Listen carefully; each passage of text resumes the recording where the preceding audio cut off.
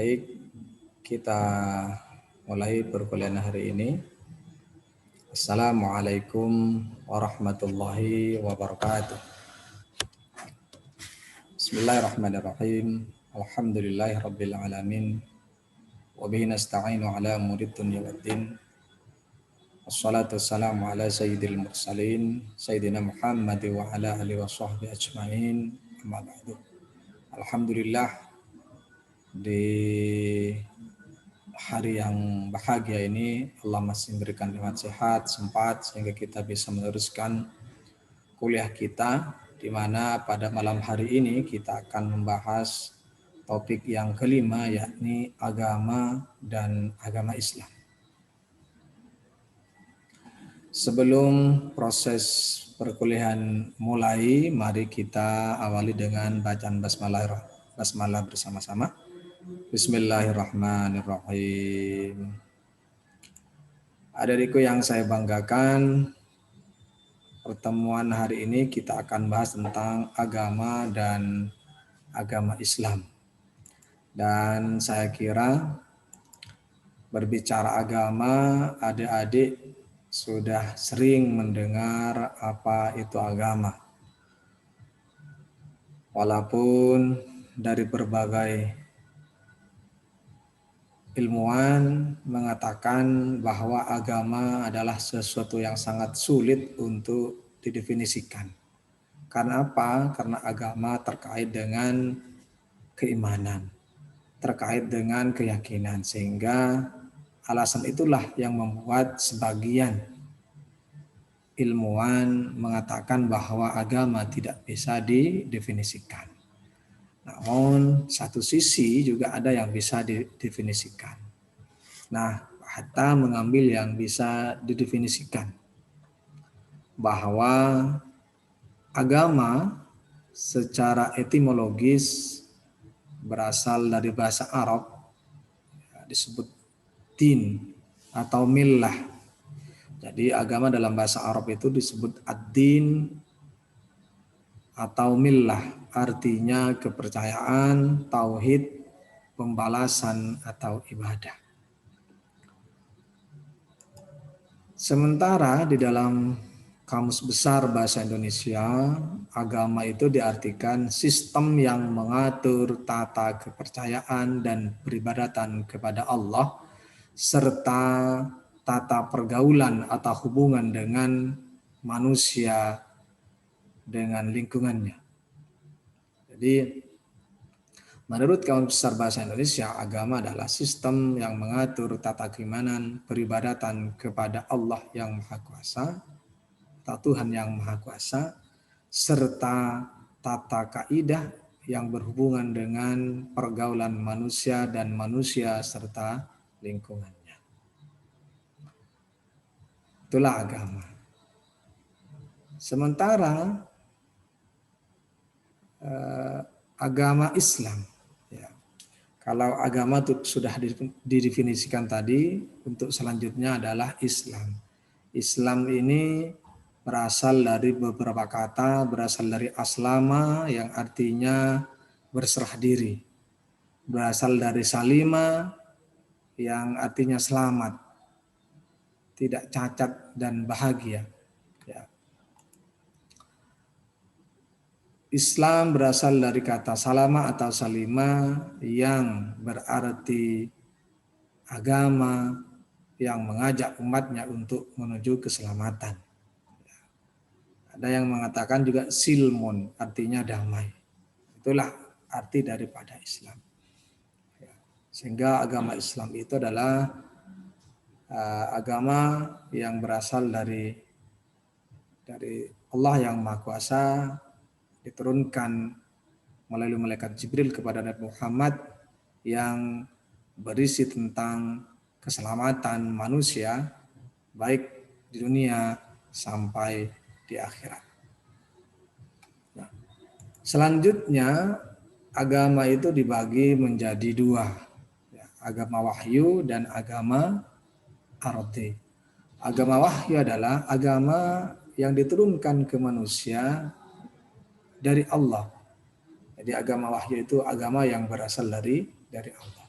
Sementara agama ardi atau agama budaya adalah agama yang bersumber dari ajaran seseorang manusia yang dipandang mempunyai pengetahuan yang mendalam tentang kehidupan. Contohnya adalah agama Buddha, ya, agama Hindu dan lain-lainnya atau Konghucu.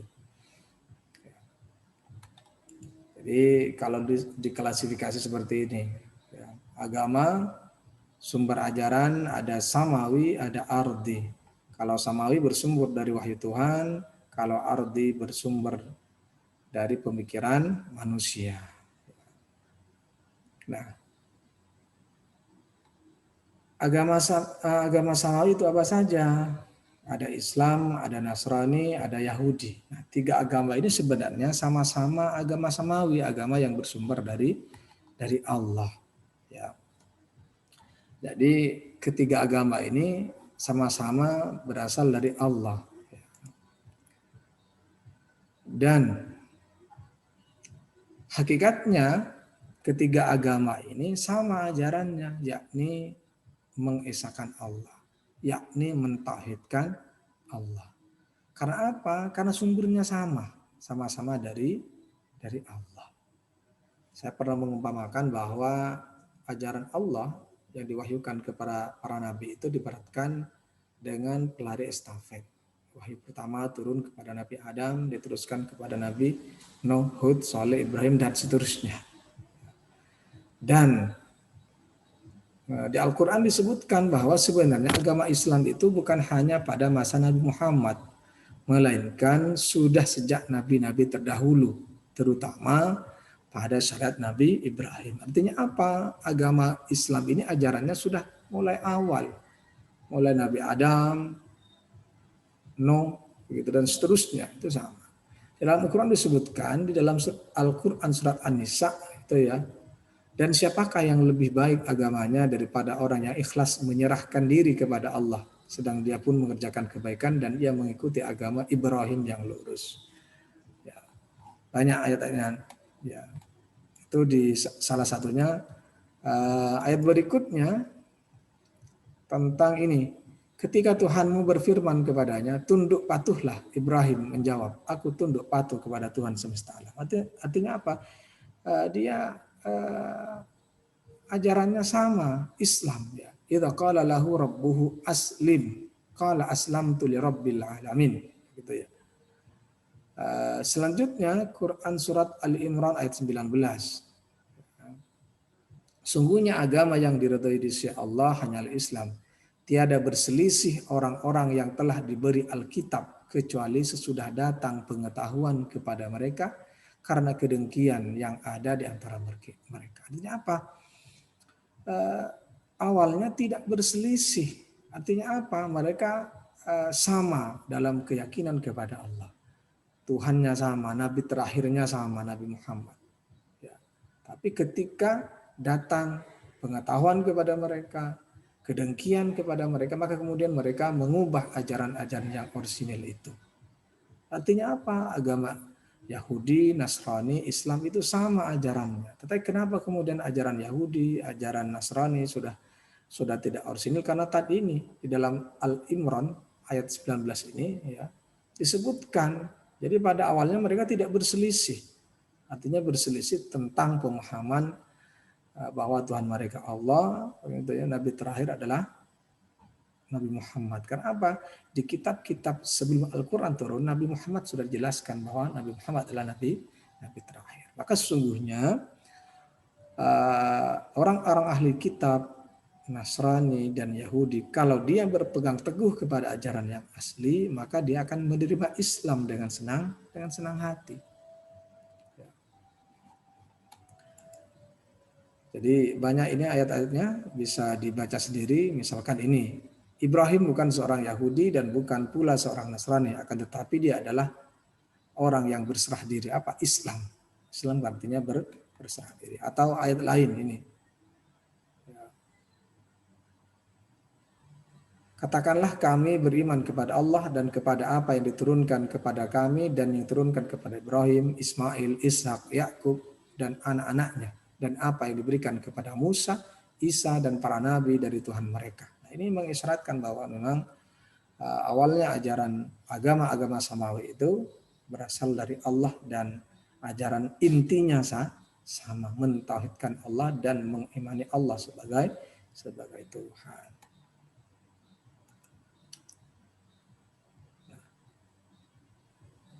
Kemudian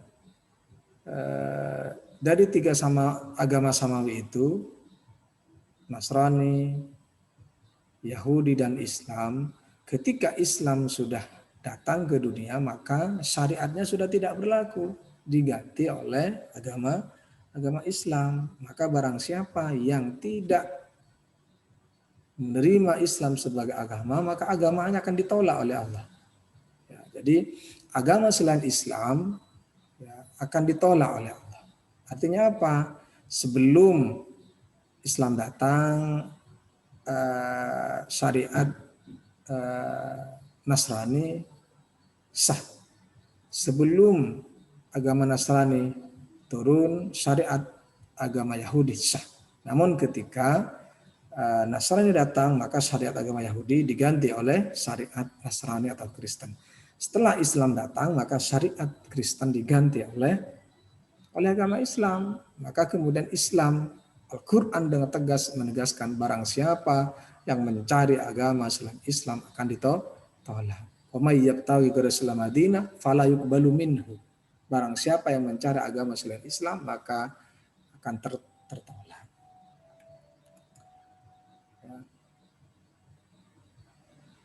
Dan ini banyak ayat-ayatnya bisa dibaca di PPT ya. Nah, kenapa manusia beragama? Nah, ternyata agama itu sebagai fitrah manusia. Fitrah itu apa? Potensi dasar yang sudah ada sejak lahir. Itu namanya fitrah. Artinya apa? Agama itu memang sudah ada sejak manusia itu berada dalam kandungan. Jadi agama itu potensi dasar. Artinya apa? Sudah ada sejak dalam kandungan. Ya, jadi alasan kenapa manusia beragama karena agama ini adalah sesuatu yang melekat pada diri manusia dan terbawa sejak kelahirannya. Bahkan di dalam Islam itu potensi iman sudah diberikan sejak dalam kandungan. Bahkan potensi fitrah manusia itu adalah Islam dalam Al-Quran itu. Dan kenapa kita sebagai umat Islam tidak pernah tahu kapan bersyahadat, tiba-tiba kemudian Islam. Ternyata bayi dalam kandungan itu sudah bersyahadat. Artinya apa? Semua bayi di dalam kandungan itu sudah bersyahadat. Ini bisa dilihat di surat Al-A'raf ayat 172 itu. Wa id akhadha rabbuka min bani adama min duhurihim dzurriyyatahum wa ashhadahum ala anfusihim alastu bi rabbikum qalu bala syahidna ila akhirih. Di surat Al-A'raf ayat 172 ini disebutkan bahwa dan ingatlah ketika Tuhanmu mengeluarkan keturunan anak-anak Adam dari sulbi mereka dan Allah mengambil kesaksian terhadap jiwa mereka seraya berfirman, bukankah aku ini Tuhanmu, kata Allah? Maka janin-janin dalam kandungan itu menjawab, betul engkau adalah Tuhanku. Qalu bala syahidna, katanya. Jadi kita sudah bersaksi pada waktu itu sehingga kita lahir sudah muslim. Kita tidak perlu bersyahadat kecuali mereka lahir kemudian murtad. Maka kemudian kalau masuk Islam harus bersyahadat. Kalau kita ya tidak usah bersyahadat. Kenapa?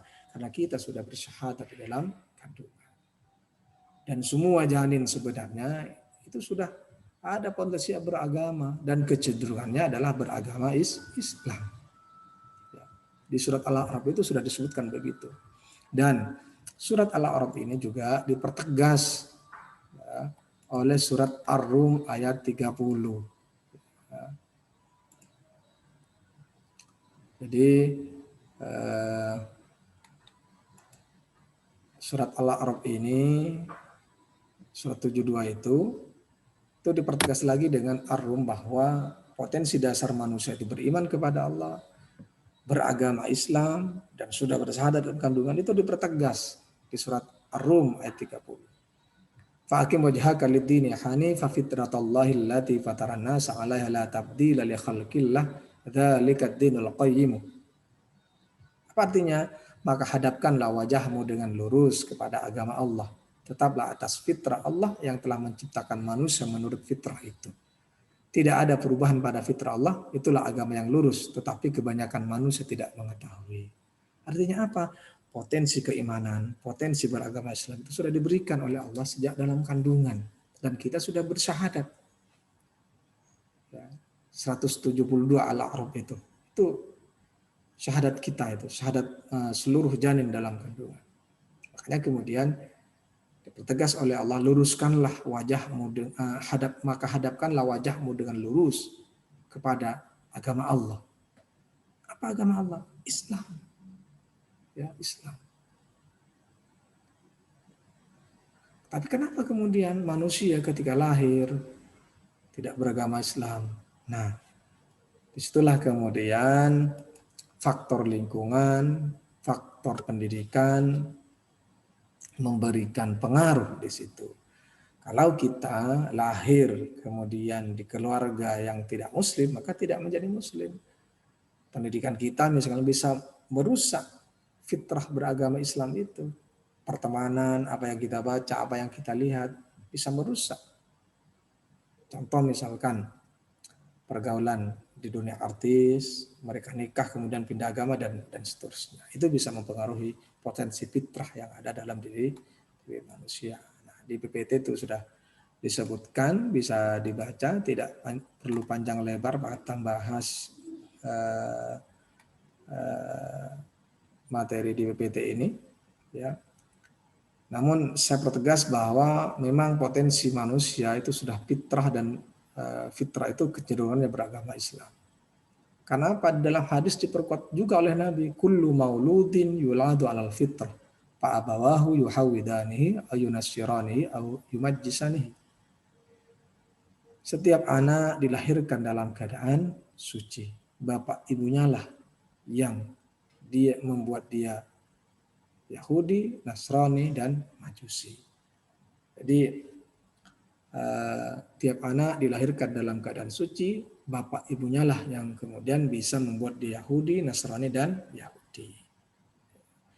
Tidak hanya faktor keluarga, tapi lingkungan katanya Batak, pendidikan, pergaulan juga bisa mengubah potensi beragama tadi itu, yang muslim kemudian menjadi tidak muslim. Demikian